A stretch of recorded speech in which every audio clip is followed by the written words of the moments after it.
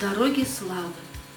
Жил-добыл в глухой деревушке Орешники Бесарского сельсовета, что в Камбарском районе, ныне Сарапульский, простой русский паренек Саша Чикуров. Трудно жил, непросто. В семье Василия Демидовича и Евросии Степановны. Он старшенький из 5. Тяжелый труд рано отобрал у большой семьи главного кормильца. В 14 лет ведущая мужская сила в доме Александр. Пахал, сеял, боронил, в лесу работал, все как у каждого деревенского мужика, со слезами и потом, неистовым прилежанием и крепким русским словом. 20 августа 1942 года Александр получил повестку. Несколько месяцев учебы в Малой Пурге и рядовой Чикуров на прифронтовой полосе. Суточный марш и первая оборона. Вот здесь-то и познал боец пехотной роты, почем солдатская каша. 3 сухаря на день, да и водички не вдоволь. И как назло, с неба падают на солдат листовки врага. Рус, переходи к нам, у нас жирный суп и наливаем по полной тарелке. Но аппетит эти бумажки не вызывали, зато годились на отметную закрутку. Уж махорка-то у солдат всегда в кармане. 20 августа 1943 года, после 4-часовой артподготовки, началась атака на село. Рядовой Чикуров, сраженный пулями, падает на землю. Ранены обе ноги. Бьющий следом боец, Подольян, перевязывает друга. А сам устремляется вперед.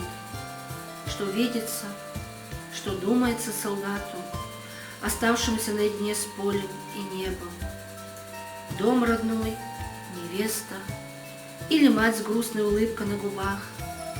И то, и другое, и третье. Но особо хотелось выжить. После 9 часов полузабытия Александр наступлением сумерек решает добираться до своих. А способ передвижения один – хвататься за еще крепкую траву и подтягивать тело вперед. С кровью на губах и изодранными пальцами находит его санитар уже вблизи своих позиций. Дальше госпитали, больничные палаты, запах йода, белый цвет перевязок и медицинских халатов. Ах, как хочется подальше от этих запахов, от этого цвета, в бой, на передовую. Но попадает запасной полк. Недолго задержался боец в этом полку. Прямой деревенский характер, и Александр отправляется на освобождение станции Котовск на Украине. До сих пор в его памяти опустошенные города и села украинской земли, изможденные лица украинцев. До сих пор не принимает сердце потери своих друзей, однополчан. 1944 год. Год великих походов, как говорит Александр Васильевич Чикуров. Весна. В раскрытых теплушках, на крышах вагонов едет солдат России на освобождение Европы. Стрелок пехотной роты Чикуров участвует в освобождении Румынии. Венгрия. В одном из боев 4 ноября 1944 года Александр вновь ранен.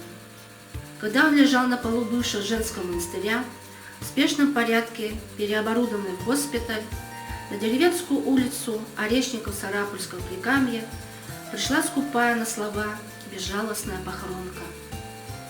Не нашли его в списках раненых, не было и в части. Убитая горем мать приняла слезы солдатских вдов и причитания родных.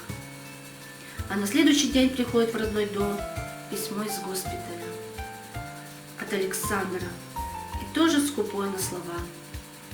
Жив, здоров, скоро вернусь. Вот и верь похоронкам. Наверное, не случайно нам так знаком образ солдатских матерей и вдов, до сих пор ждущих своих кровинушек у порога. 5 человек, свободно держать оружие под руководством капитана Иванова, Не долечившись, вновь прибывает в корпус.